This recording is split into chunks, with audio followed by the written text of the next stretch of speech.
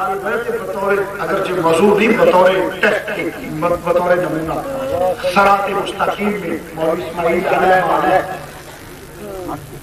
علیہ لکھتا ہے زنا، میں اپنی پوری عبارت کو لفظ ہی جو وہاں درج ہے وہ پیش کر رہا ہوں. حضرت کہتا ہے زنا کی وجہ سے اپنی بیوی کی مجامت کا خیال بہتر ہے.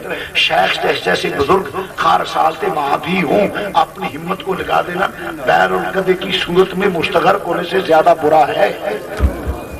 یعنی نماز میں نبی کا خیال آ جائے، زنا جماع بیل اور قدے سے برا ہے.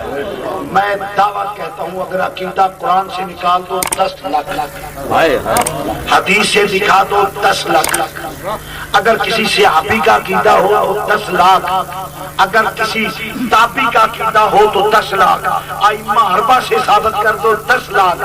مگر سنیوں بھولے نہ بنو، تمہارا عقیدہ وہ ہے جو اللہ کا قرآن، نبی کا فرمان، صحابہ کرام کا عقیدہ ہے، ائمہ اربعہ کا عقیدہ ہے. اور ان کا یہ عقیدہ جاؤ کہیں سے تلاش کرو، یہ صرف انگریز کے سامنے اپنی تم حالات بالوصول کیا گیا ہے. عظمت مصطفیٰ پہ حملہ ہو کر یہ عقیدہ نہ قرآن سے ملے گا، نہ حدیث سے ملے گا، نہ صحابہ سے ملے گا، نہ ائمہ اربعہ سے ملے گا.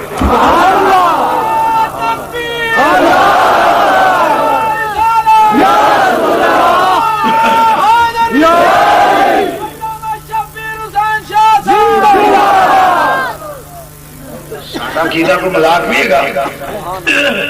اس واسطے میری شعر و شاعری جو ہے نا ایویں ٹوپی پائی یونیفارم پا کے السلام علیکم صلی اللہ کیا تماشا بنا رکھا ہے آپ نے؟ آپ کا مذہب کوئی مذاق ہے؟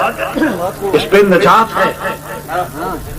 اور پھر سب بد عقیدہ آپ کے دشمن کو قبول نہیں کرتے تو حضور کے گستاخ اور حضور کی آل اصحاب ازواج کو گالیاں دینے کو کیسے قبول کرو گے؟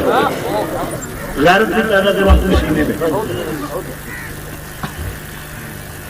اگوں آج عمرے کے ٹکٹ نکل رہے، یہ سب جوا ہے، حرام ہے. 5 روپیے دو تو عمرے کا ٹکٹ لے لو، یہ جوا ہے.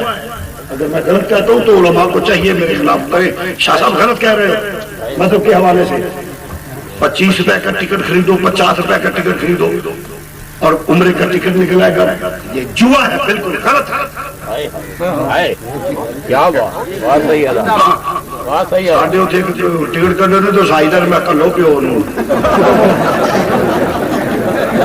میں کلو